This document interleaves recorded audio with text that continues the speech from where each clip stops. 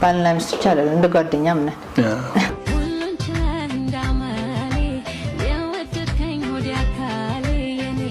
ምክንያቱም እኔ ያለኝ ነገር በሙሉ ለሱ ነው የማማክረው።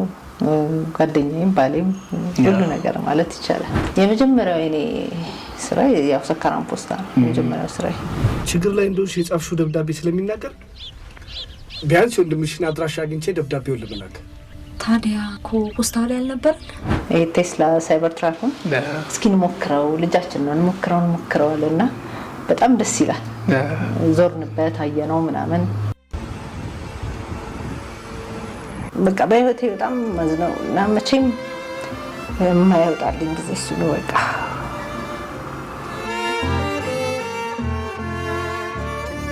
በእግዚአብሔር ኃይል ነው እንዴት እንዳለፍናቸው ራሱ